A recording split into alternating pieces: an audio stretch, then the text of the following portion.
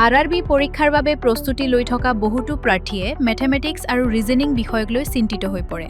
কিন্তু আচলতে এই বিষয়বোৰ ইমান কঠিন নহয়। মূল সমস্যাটো হৈছে পৰীক্ষাত দিয়া সময়ৰ ভিতৰত সকলো প্ৰশ্ন সম্পূৰ্ণ কৰিব নোৱাৰা।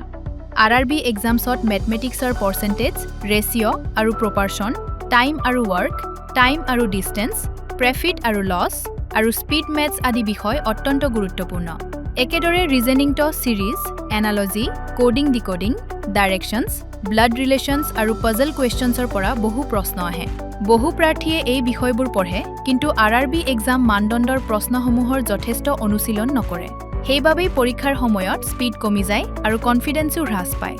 যদি আপুনি প্ৰতিদিনে আৰআৰবি এক্সাম পেটাৰ্ণ অনুসৰি মক টেষ্ট আৰু প্ৰেক্টিচ টেষ্ট কৰে, স্পীড বৃদ্ধি পাব, একিউৰেচি উন্নত হ'ব, কনফিডেন্স নিজে নিজেই বৃদ্ধি পাব, সেয়ে আৰু পলম নকৰিব। আৰআৰবি এক্সামছৰ বাবে বিশেষভাৱে তৈয়াৰ কৰা rrbtestseries.com ৱেবছাইট অথবা আৰআৰবি গ্ৰুপ ডি আৰু এনটিপিচি মক টেষ্ট এপ এতিয়াই ডাউনলোড কৰক। আজিৰ পৰাই আপোনাৰ সফলতাৰ প্ৰস্তুতি আৰম্ভ কৰক।